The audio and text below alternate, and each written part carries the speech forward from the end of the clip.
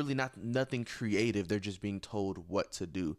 So Yachty, uh, 21 Savage, Uzi, that was a really great class. But like you said, looking back, I don't think I would have expected Hmm. the type of trajectory we've had from those artists. Right. And that actually is a perfect segue into our next conversation. Let's hear from Tyler the Creator. Outside of maybe Kodak, I feel like back then I would have thought Kodak Black would have been bigger, but I feel like that's also part because he can't stay out of trouble. There you go. That's fact.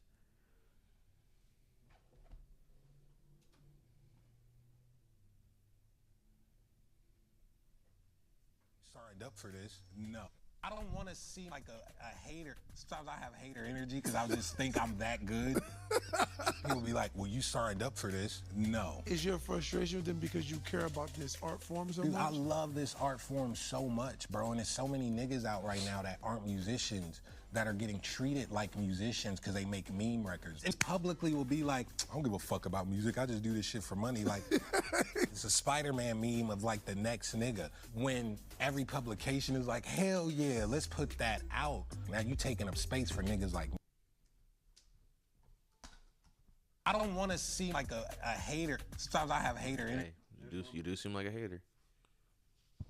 There's one more when he's talking about Ian, like you were just talking about that white kid Ian. A Caucasian man, this white kid, regular like Caucasian man, and he's like mocking Future and Gucci Mane like rap music.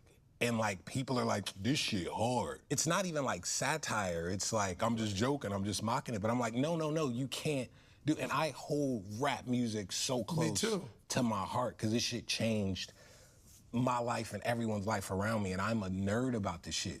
This is like weird. And I'm looking at it and something about it like don't even sit well with me in comparison to someone like a Mac Miller or Eminem, who it didn't seem like they was mocking it. They had a genuine love for it, and they were still just being, you know. And yeah, took the words right out of my mouth. And before we get too into that, a little bit about what I've been seeing people say online about Tyler the Creator's interview is they're saying that it's interesting that he has this opinion now, Right. when he could arguably be seen as a father to a lot of these white kids who want to come start making rap music. And honestly, I can see where that opinion would form from, with a lot of old Wolfgang, Odd Future, Gonna Kill 'Em All records. But at the same time, I wouldn't think that's a fair argument because, as crazy and out of pocket as a lot of that music was, that was still who they were at that time. That was their creative juices flowing as kids from Los Angeles in the skate scene who were heavily influenced by other rappers and other genres of music. Now, how does that translate into what we want to make? I wouldn't say Tyler the Creator intentionally made it more viable for artists like Ian or other artists to kind of just come in and really just be provocative, and that is what is able to make their trajectory to stardom like real. Is just the fact that they say and do crazy things. They did do that, but it was from a creative standpoint. They were making music, they were making TV, they were being full creatives, and from that we have had artists spawn like Frank Ocean, Tyler the Creator, Earl Sweatshirt, Mellow Hype. So we did have a lot of straight up lyricists and people who really did care about hip hop formed from Odd Future. Now we have artists like Caribou, Ian, who will come, even Little Yachty I can put in that boat, who really haven't showed a true,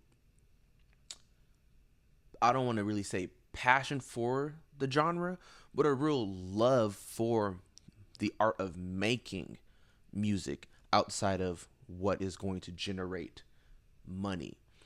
And I feel like artists like Yachty are making it more acceptable. And that's interesting because we see him partnering himself with Drake, who again I would say is very much a part of the issue of why we have a lot of rappers or artists think it's okay to make mid-ass music with the intent of selling. Even on top of that, we see a lot of rappers and artists even make the statement themselves that you don't really make money until you bring up another artist. We see Drake do that with everybody. He's doing it currently with Sexy Red. We can now see Yachty doing that with the Concrete Boys, with Ian, with his podcast. It does seem like he's really just putting different ventures out there that he can continue to funnel money through. And I feel like that does nothing at the end of the day but kind of just take away from the art form, and like Tyler said, makes it harder for people who really do just want to make art. It makes that field or that avenue smaller because there's going to be more and more and more and more people who want to just go that easy route. Put on a little beat, go in there and say, "Call in Minnesota," and you're a fucking hit. You're a star. You get to make records with Drake because that's what you got to do. You make a record with Drake and you're off from there. And it's just, it all starts before Drake, of course. Drake is not the end all be all of why rap or why hip hop is slowly dying.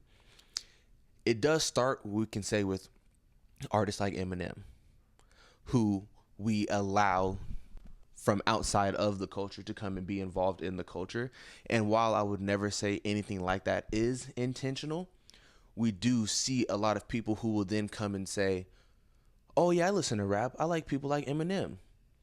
And they think that is what hip hop is because that is what their entry point into hip hop is. So now when we have a lot of people who their entry point to hip hop is Eminem or Drake or Lil Yachty, the quality or the content that they're looking for is going to be drastically different than what the entire landscape of hip hop or music may be at all.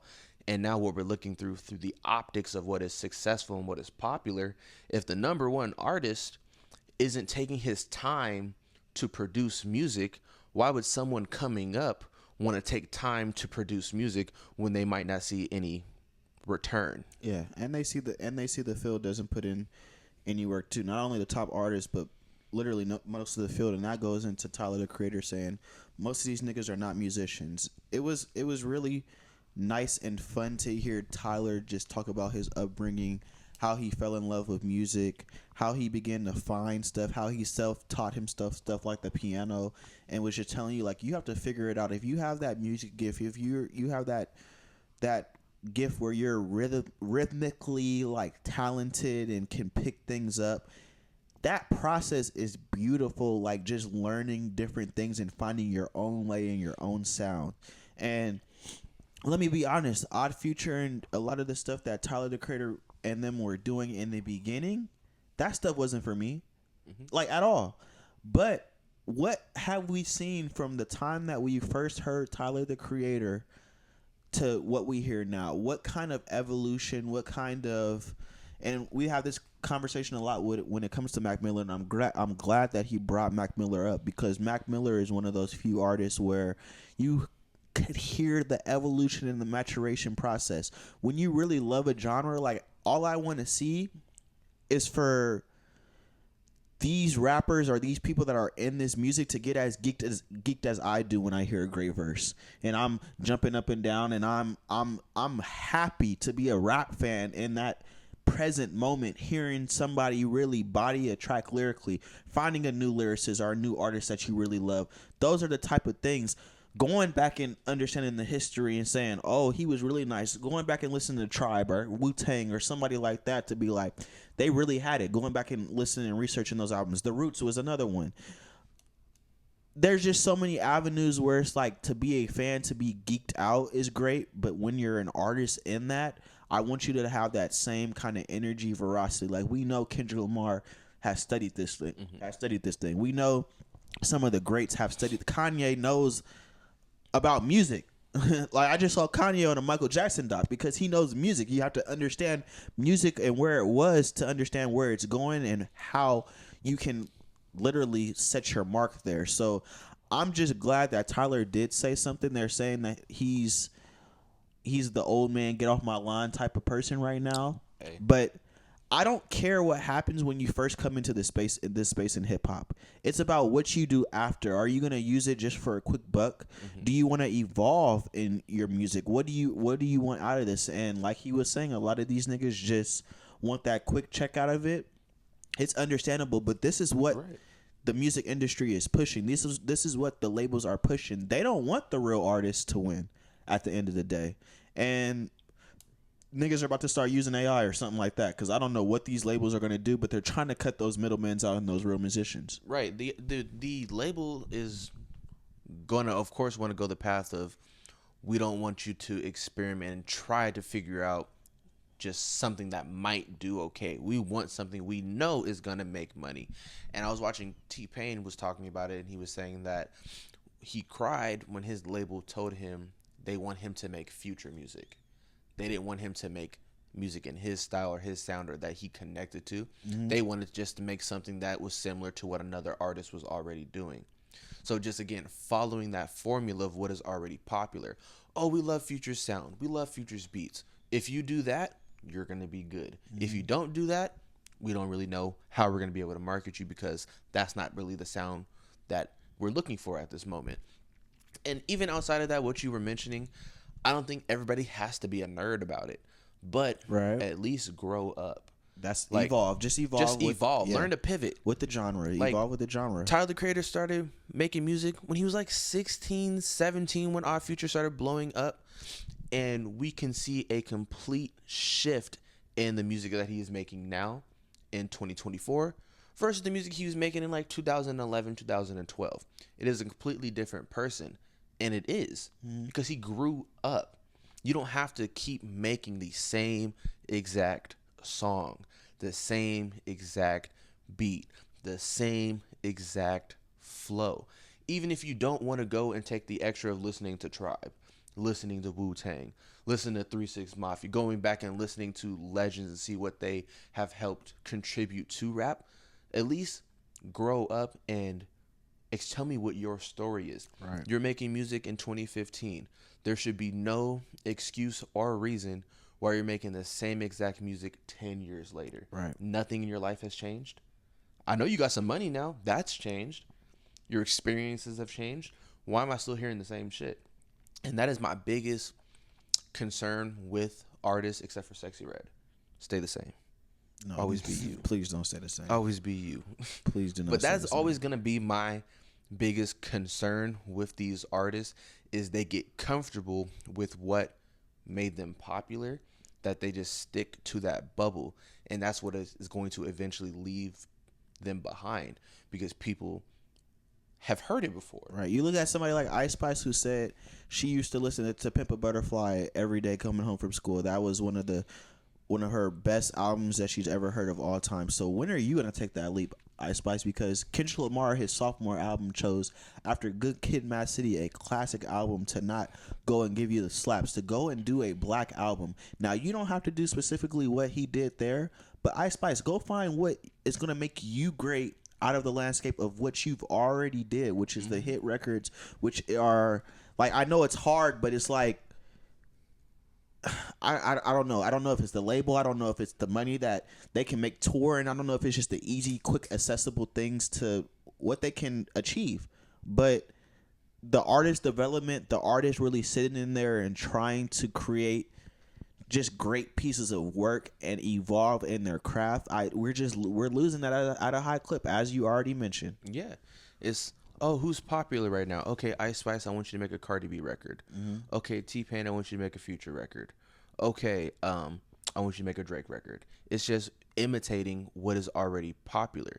We always know just trying to make an album, because if you making an album, that takes time. Right. And by time your album is ready to present, the sound of music could completely change.